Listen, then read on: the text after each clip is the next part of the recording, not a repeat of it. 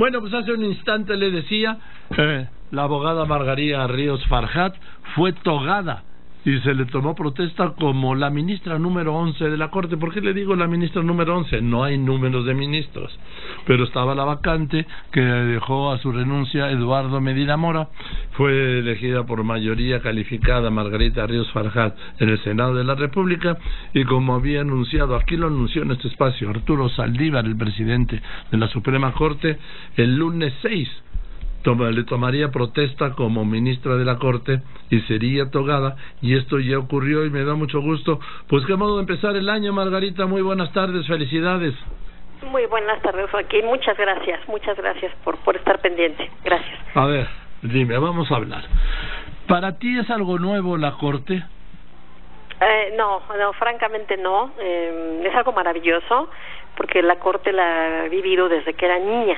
Pues mi papá fue muchos años secretario de Estudio y Cuenta en ella y siguió toda la carrera judicial, dedicó 45 años de su vida a ella, y pues para cuando yo nací él ya tenía varios años, como 10 años siguiendo su carrera judicial. Entonces pues yo toda mi vida me acostumbré a ese mundo un poco. Bien, pero a la hora de estudiar, ¿qué elegiste y en qué te especializaste? Bueno, me estudié Derecho, tuve también mis dudas vocacionales acercándose el momento de tomar la decisión. Como todos, ¿no? El mundo es maravilloso, quieres aproximarte a él desde todas las disciplinas posibles, ¿no? Filosofía, economía, literatura, derecho. Escoger algo especializado implica una renuncia a lo demás. Para alguien para quienes nos gusta lo integral es complicado, pero el derecho se perfiló y mi papá me ayudó mucho también en ese proceso a ver que es justamente de la parte más integradora, porque finalmente el derecho es la formalización de la realidad. Es lo que sucede en la realidad. El derecho lo que le da formalidad, nos hace que exista y regula precisamente nuestras conductas y nuestros alcances y todo tipo de actividad humana. Entonces, en ese sentido, pues es una disciplina, pues por eso es liberal. Puedes trabajar por tu cuenta y te acompaña toda la vida, ¿no? Esa visión integral. Tu carrera, tus estudios y tu carrera en un momento fueron básicamente en Monterrey, ¿no? En realidad sí, casi toda mi carrera, excepto el último año, pero sería muy relativo también, porque cuando estuve en la práctica profesional independiente, pues también tienes temas, cuestiones que atender en otros estados de la República, ¿no? Aunque definitivamente sí, mi sede, mis oficinas, mi casa y mi residencia estaban en Monterrey. ¿Y tu familia? Mi familia ya se vino conmigo, pero sí mi familia también. Entonces sí, en realidad yo soy una abogada de Monterrey. Ah, bien, dime esto. Tu tesis tiene que ver con la Corte, ¿no? Mi tesis de doctorado sí, es justamente mi tesis de doctorado. Mi doctorado es en políticas públicas y es una visión institucional de cómo las instituciones inciden en las políticas públicas, y yo opté por profundizar en la Suprema Corte de Justicia, insisto, institución que conocía, para estudiar a la institución y al derecho mismo desde un enfoque como democrático, ¿no? O sea, ver desde ahí cómo ha sido la intervención de la Suprema Corte en las políticas públicas.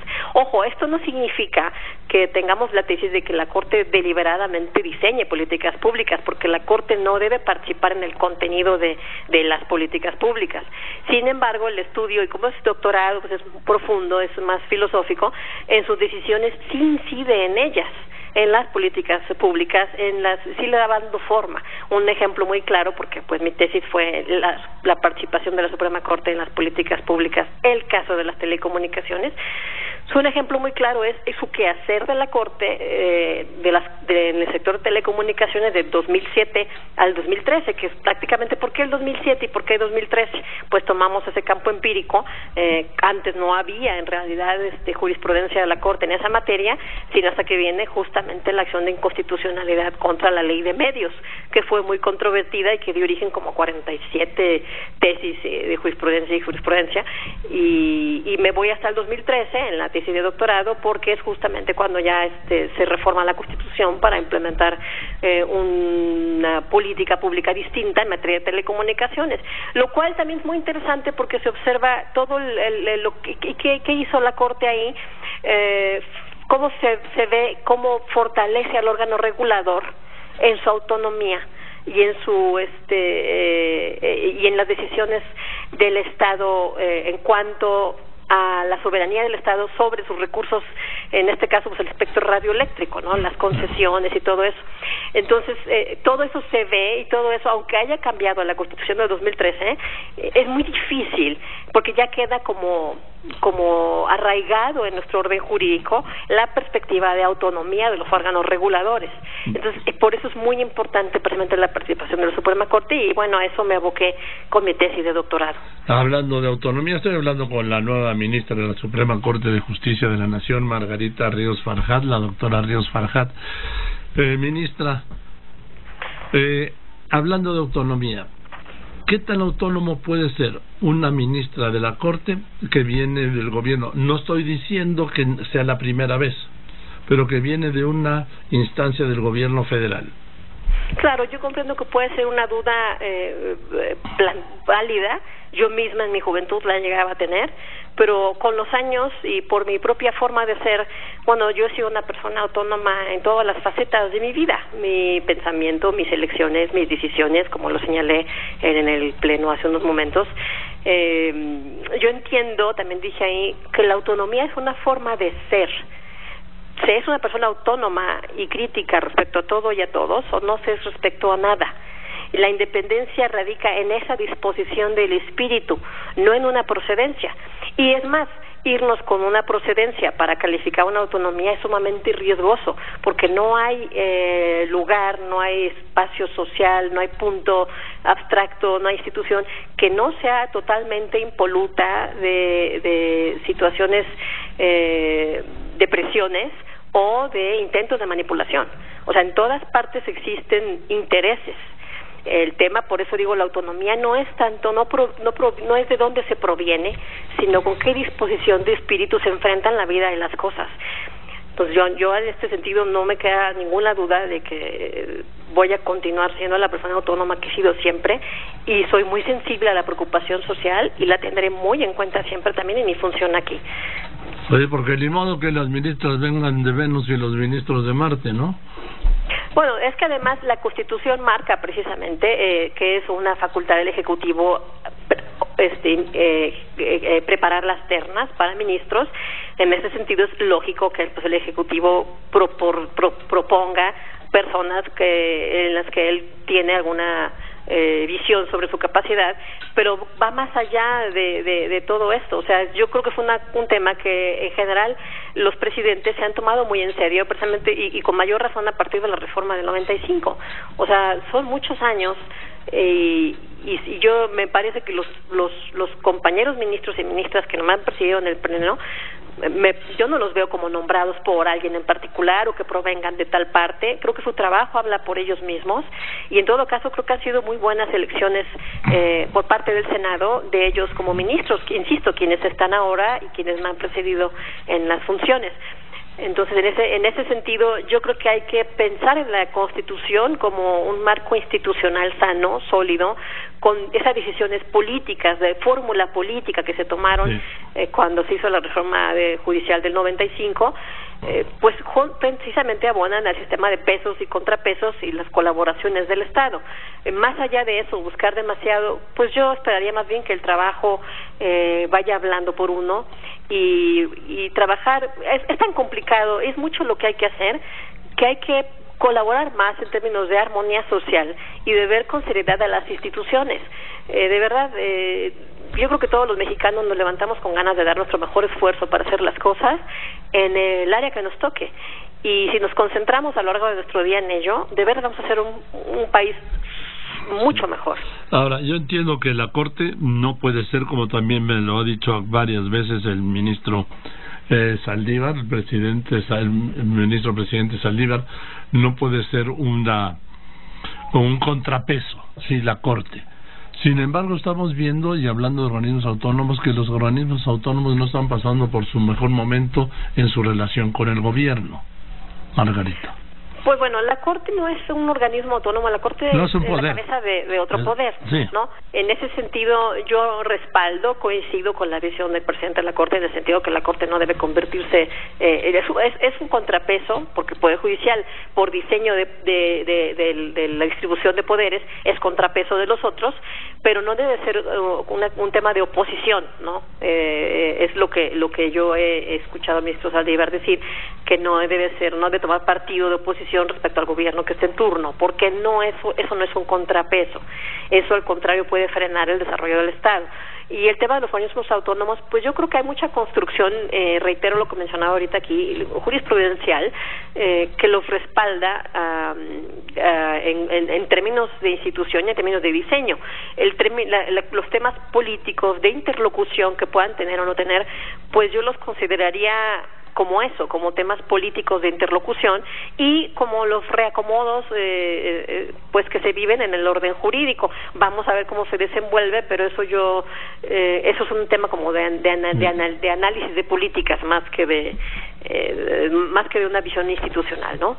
Margarita Ríos Farjat, ministra Ríos Farjat, se dice, todos los días se dice que los pendientes son crecimiento económico, que es la inseguridad, pero yo creo que un gran pendiente es el de la justicia para todos, porque en México es más factible, es más dado esperar la injusticia que la justicia, Margarita.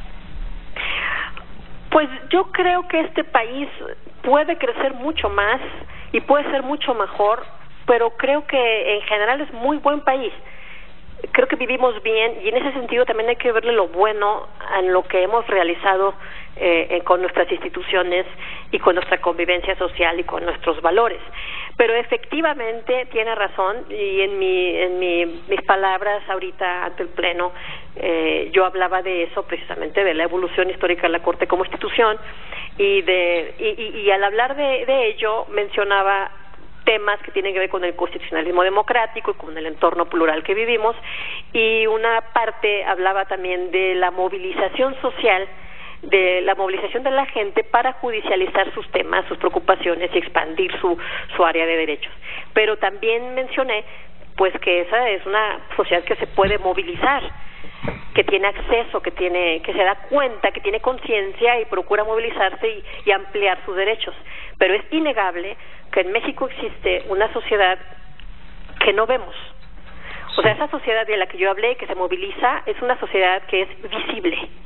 Hay una sociedad que no se ve y que no la tenemos en cuenta ni para el diseño de muchas cosas en este país. Y entonces, ¿cómo darle accesos a quienes a veces no pueden alzar ni la voz y decir, me falta el acceso, ¿no? Entonces es como el gran pendiente histórico que tenemos como país, y no es quizá que lo hayamos soslayado, aunque sí parezca, porque es una carga, estamos en muchos temas y nos falte ese elemento fundamental, sociológicamente valioso, que es la solidaridad social. Es como que de la pobreza que se encarguen otros, ¿no? De la falta de acceso están otros. Yo viví también un poco eso cuando estaba participando en el SAT. Hablábamos de la problemática de la evasión y decíamos, necesitamos que nos ayuden todos para alinear estrategias y demás, y por ahí de repente nos contestaban, pues eso es chamba del gobierno. Y perdón que lo diga con esas palabras, pero pues esas son frases que escuchamos. Entonces, no, de veras, si nos preocupamos un poco más del prójimo, y eso tiene un alto sentido sociológico, no es una cosa nada más moral, tiene incluso un valor económico. Va a salir todo más barato en la medida que nos preocupemos por los demás. Ahora, por último, Margarita, yo insisto que sigue siendo un gran pendiente la impartición de justicia en México, el respeto al Estado de Derecho, que no atraviesa por uno de sus mejores momentos, pero hablo históricamente, ¿sí? Nunca ha sido una cualidad del Estado del país, del Estado mexicano, garantizar el Estado de Derecho a todos los mexicanos, y así como también me dijo el ministro Saldívar, hay una cosa que es la corrupción que se pueda dar en el Poder Judicial, y otra, la corrupción que se da entre los mismos abogados, Margarita. Pues sí sucede que precisamente, y volvemos al tema de la solidaridad, que a veces funcionamos de manera egoísta, de manera que nada más privilegiamos nuestros intereses. También nos ha tocado a lo largo de la vida de repente, ¿por qué están defendiendo tal cosa si es en contra del país? Esta ya está concesiones, esta ya está temas, y es ilegítimo y tal. No importa, porque se paga bien, ¿no? Entonces sí, es por eso mencionaba yo, insisto, no como retórica, sino como pragmatismo. Sí se necesita que reflexionemos, es de veras, estamos todos en este país juntos. O sea, está bien que procuremos salir adelante de mil maneras, eso es lo normal y lo deseable, y bienvenidos, porque eso nos hace progresar a todos. Pero todo lo que tengamos nosotros, todas nuestras elecciones como profesionales y nuestras elecciones diarias, tienen un impacto en la vida de los demás como ciudadanos, porque eso somos también ciudadanos. Entonces, en la medida en que estemos pensando solamente en nuestros intereses, en nuestras cosas, en nuestra paga, en nuestro etcétera, etcétera, etcétera, cuando hay un tema que al hacer eso estamos perjudicando a la colectividad en la que vivimos, pues se hace un tema complicado, ¿no? En fin, Margarita, pues te aprecio que le hayas dedicado estos minutos a todas las personas que nos escuchan. Te mando un saludo de felicidades y pues por ahí nos seguiremos encontrando. Muchas gracias, Joaquín, por el interés, muchas gracias por el espacio y que pase muy buen año. Oye, nada más usted y todos sus radioescuchas. Gracias, igualmente. Déjame nomás, me quedé con una pregunta, ¿sí? ¿Qué te dijeron en tu caso tu esposo y tus hijos de que de repente ahora hagan maletas porque nos vamos a vivir a México? ¿Tú sabes la bronca que es traerlos a vivir a México? Sobre todo tus hijos. Sí es, pero pues estamos tomando esto como he tomado todas las vicisitudes de mi vida, que es vamos viendo cómo se van ordenando las cosas, ¿no? Mientras estemos juntos y haya confianza y haya cariño, creo que hay todo, ¿no? Entonces nada más es de ir avanzando. Hay muchas cosas que aún no tenemos claras en términos domésticos, pero tenemos mucha confianza de que todo se va aclarando. Es como vas como una carretera, no alcanzas a ver el punto de destino final porque tienes que pasar por curvas, por subidas, por bajadas, y es un poco así igual, ¿no? Pero voy muy bien acompañada en ese sentido. Sí, qué bueno, gracias. Sí, pero no sabes las curvas, las subidas y las bajadas que van a vivir con este traslado de Monterrey. Pero pues eso es la vida, está compuesta de eso, de ir avanzando, de ir viendo y de ir juntos. Bueno, pues qué bueno que así sea, y te mando un abrazo.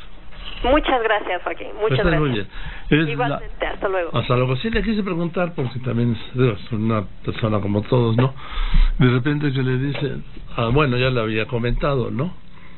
Que le diga la esposa al marido, pues ¿sabes qué? Nos vamos a vivir 15 años a México. Niños, dejen sus amigos, su escuela, y se van a otra escuela, a la Ciudad de México. Sí, debe ser una bronca, ¿no? Pero bueno,